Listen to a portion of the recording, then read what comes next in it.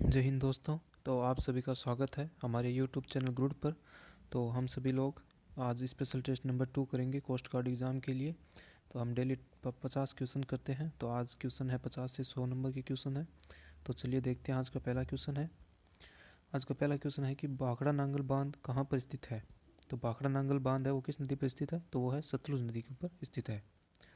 अगला क्वेश्चन है राष्ट्रीय गणित दिवस कब मनाया जाता है। तो जो राष्ट्रीय गणित दिवस है वो मनाया जाता है 22 दिसंबर को। और किसकी याद में, रामानुजाचार्य जो थे रामानुजम, उनकी याद में मनाया जाता है। अगला क्वेश्चन है कैंसर का अध्ययन क्या कहलाता है। तो कैंसर का अध्ययन है वो कहलाता है ऑन्कोलॉजी, यानी कैंसर का अध्ययन कहलाता है ऑन्कोलॉजी। और जो डर्मेटोलॉजी है वो होता है स्किन का अध्ययन, यानी स्टडी ऑफ स्किन। और न्यूरोलॉजी कहलाती है न्यूरॉन्स का। और जो कार्डियोलॉजी है वो कहलाती है हार्ट की। अगला क्वेश्चन है कांग्रेस की पहली भारतीय महिला अध्यक्ष कौन थी। यानी जो कांग्रेस थी उसकी जो पहली महिला अध्यक्ष बनी थी वो कौन बनी थी, तो ये बनी थी सरोजनी नायडू। और जो कांग्रेस की जो स्थापना थी वो किसने की थी, ए ओ ह्यूम ने। अगला क्वेश्चन है विश्व वन्य जीव दिवस कब मनाया जाता है। तो विश्व वन्य जीव दिवस है ये मनाया जाता है 3 मार्च को। अगला क्वेश्चन है प्रसिद्ध जगन्नाथ यात्रा किस राज्य की है। तो जो प्रसिद्ध जगन्नाथ यात्रा है वो किस राज्य में की जाती है, वो की जाती है उड़ीसा के अंदर। अगला क्वेश्चन है जलियांवाला बाग हत्याकांड कब हुआ था। तो जलियांवाला बाग हत्याकांड था वो कब हुआ था, 13 अप्रैल 1919 को। और कहाँ पर हुआ था, अमृतसर पंजाब के अंदर ये हुआ था। अगला क्वेश्चन है हम्पी के स्मारकों का निर्माण किसने करवाया था।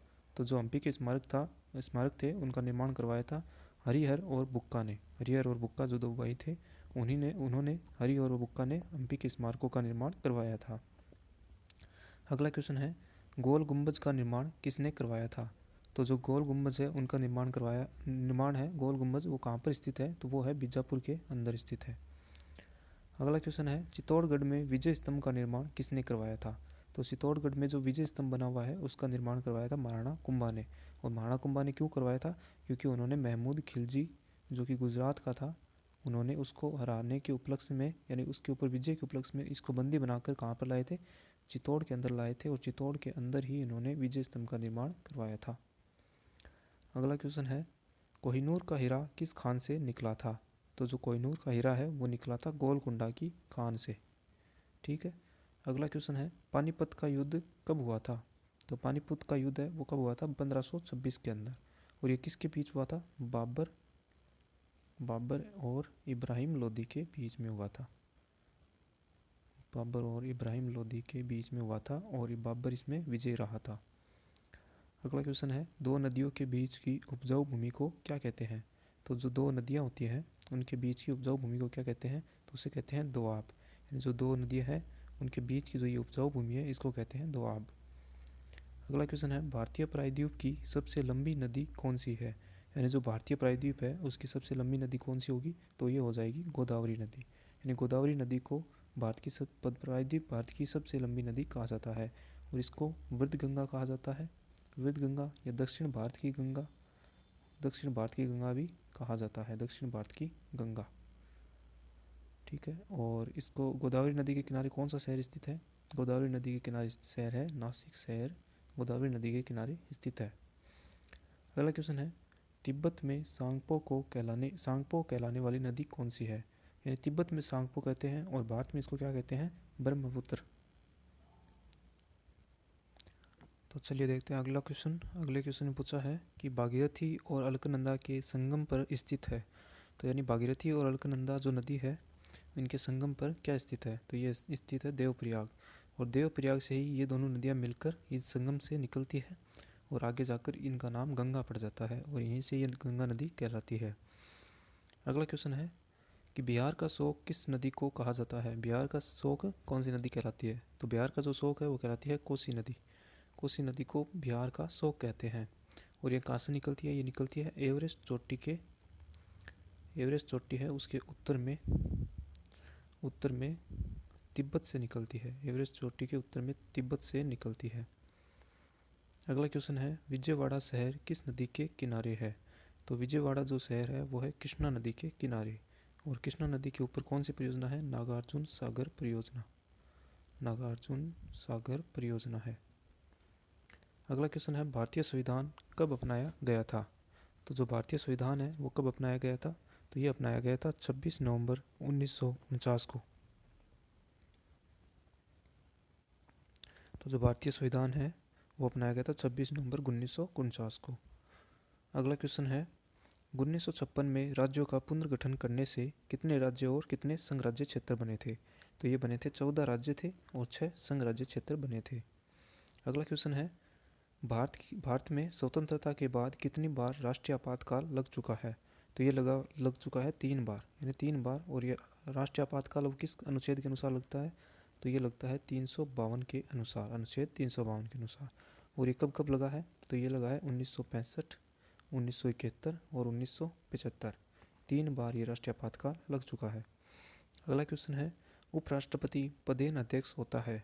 तो ये उपराष्ट्रपति है वो पदेन अध्यक्ष होता है राज्यसभा का, यानी राज्यसभा का पदेन अध्यक्ष होता है। और ये अनुच्छेद कौन सा होता है इसके अंदर, इसका अनुच्छेद होता है अनुच्छेद 89A।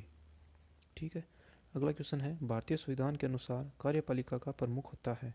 तो जो कार्यपालिका का प्रमुख होगा वो होगा राष्ट्रपति, यानी जो कार्यपालिका का प्रमुख होता है वो होता है राष्ट्रपति।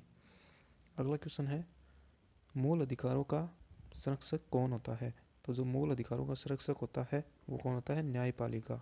न्यायपालिका यानी हाई कोर्ट या सुप्रीम कोर्ट जो होती है उन्हें न्यायपालिका कहते हैं, और वही मूल अधिकारों का संरक्षक होती है। अगला है विजय घाट किसका समाधि स्थल है। तो जो विजय घाट है वो है लाल बहादुर शास्त्री जी का, लाल बहादुर शास्त्री का विजय घाट है। और राजघाट है वो किसका है, महात्मा गांधी का राजघाट है, राजघाट है महात्मा गांधी का। अगला क्वेश्चन है भूदान आंदोलन किसने शुरू किया था।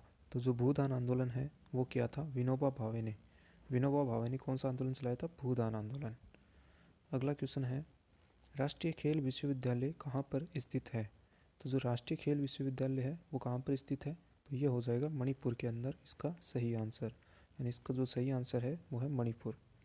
अगला क्वेश्चन है ओजोन संरक्षण दिवस कब मनाया जाता है। तो जो ओजोन संरक्षण दिवस है ये मनाया जाता है 16 सितंबर को। 16 सितंबर को ओजोन संरक्षण दिवस मनाया जाता है। और जो विश्व मानवाधिकार दिवस है वो मनाया जाता है 10 दिसंबर को। विश्व मानवाधिकार दिवस, विश्व मानवाधिकार दिवस है ये मनाया जाता है 10 दिसंबर को। अगला क्वेश्चन है संप्रीति युद्धाभ्यास किसके मध्य होता है। तो जो संप्रीति युद्धाभ्यास है ये होता है भारत और बांग्लादेश के मध्य होता है। अगला क्वेश्चन है भारत में राष्ट्रीय आपातकाल का संबंध किस अनुच्छेद से है। तो भारत में जो राष्ट्रीय आपातकाल मैंने आपको अभी बताया कि 3 बार लग चुके हैं, और कौन से अनुच्छेद के अनुसार लगते हैं, तो ये लगते हैं अनुच्छेद 352 के अनुसार। अगला क्वेश्चन है सबरीमाला का मंदिर कहाँ पर स्थित है। तो जो सबरीमाला का मंदिर है वो है केरल के अंदर, यानी जो सबरीमाला मंदिर है वो कहाँ पर है, केरल के अंदर है। अगला क्वेश्चन है कर्नाटक के मुख्यमंत्री कौन है। तो जो कर्नाटक के मुख्यमंत्री हो जाएंगे वो हो जाएंगे विश्वराज बोम्मई, विश्वराज बोम्मई है। और जो कर्नाटक के राज्यपाल है, राज्यपाल कौन है, तो राज्यपाल हो जाएंगे थावरचंद गहलोत, ये कर्नाटक के राज्यपाल है वर्तमान में। अगला क्वेश्चन है अमुक्त माल्यदा ग्रंथ किसने लिखा था। तो जो अमुक्त माल्यदा ग्रंथ है वो लिखा था कृष्णदेव राय ने। अगला क्वेश्चन देखते हैं। अगले क्वेश्चन ने पूछा है बांदीपुर अभ्यारण्य कहाँ पर स्थित है। तो जो बांदीपुर अभ्यारण्य है वो है कर्नाटक के अंदर स्थित, यानी जो कर्नाटक है वहाँ पर बांदीपुर अभ्यारण्य स्थित है। और जो बनेरघट्टा है वो भी कर्नाटक के अंदर है। ये अभ्यारण्य और बांदीपुर अभ्यारण्य दोनों कर्नाटक के अंदर स्थित है। अगला क्वेश्चन है भारत की वन रिपोर्ट कहाँ से आती है। तो जो भारत की वन रिपोर्ट आती है वो आती है देहरादून से आती है, यानी भारत की जो वन रिपोर्ट है वो देहरादून से आती है। अगला क्वेश्चन है संविधान में वर्तमान में कितनी भाषाएं हैं। तो वर्तमान में संविधान में कितनी भाषाएं हैं, वो है 22 भाषाएं। और जब संविधान बना था उस समय कितनी थी, 14 भाषाएं थी। अगला क्वेश्चन है नीति आयोग का अध्यक्ष कौन होता है। तो जो नीति आयोग का अध्यक्ष होता है वो होता है प्रधानमंत्री। प्रधानमंत्री नीति आयोग का अध्यक्ष होता है। और नीति आयोग कब बना था, 1 जनवरी 2015 को नीति आयोग की स्थापना नरेंद्र मोदी द्वारा की गई थी। ठीक है। अगला क्वेश्चन है HIV किसका वायरस है।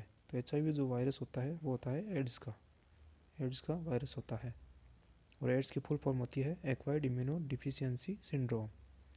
अगला क्वेश्चन है संयुक्त राष्ट्र दिवस कब मनाया जाता है? तो जो संयुक्त राष्ट्र दिवस है वो मनाया जाता है, सॉरी यहाँ पे थोड़ा सा मिसटाइप हो गया है, यहाँ पर 20 की जगह होगा 24 अक्टूबर।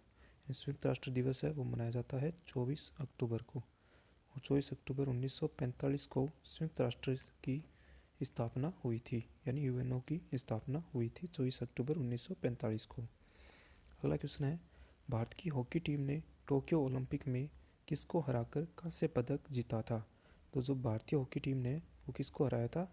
वो हराया था, भारतीय हॉकी टीम ने हराया था जर्मनी को। जर्मनी को हराकर कांस्य पदक भारतीय हॉकी टीम ने जीता था। अगला क्वेश्चन है माउंट मणिपुर नेशनल पार्क कहाँ पर स्थित है?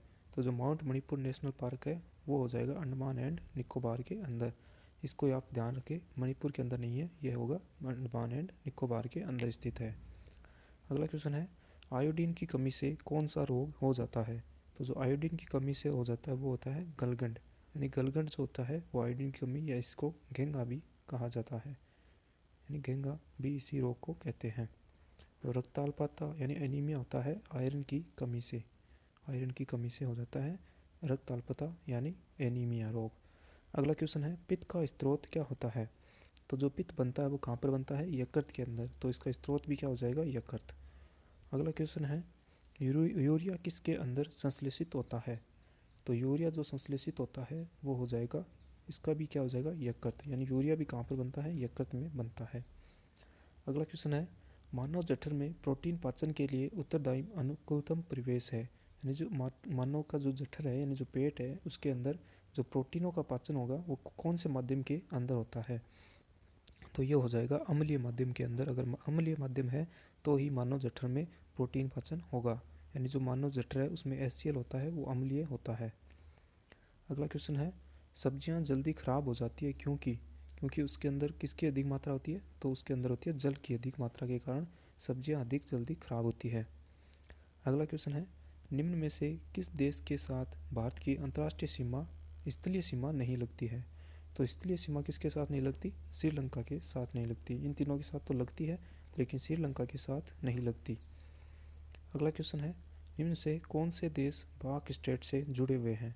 तो जो पाक स्टेट से जुड़े हुए देश है वो है भारत और श्रीलंका। भारत और श्रीलंका के मध्य पाक स्टेट है, पाक जल संधि जो है वो किसके मध्य है? भारत और श्रीलंका के मध्य है। अगला क्वेश्चन है लास्ट जो 100 क्वेश्चन है वो है निम्न में से किस देश के साथ भारत की सबसे लंबी अंतर्राष्ट्रीय सीमा लगती है? यानी सबसे ज़्यादा जो अंतर्राष्ट्रीय सीमा लगती है वो लगती है बांग्लादेश के साथ, और सबसे कम अगर पूछे सबसे कम पूछे तो वो लगती है अफ़गानिस्तान के साथ सबसे कम सीमा लगती है भारत की।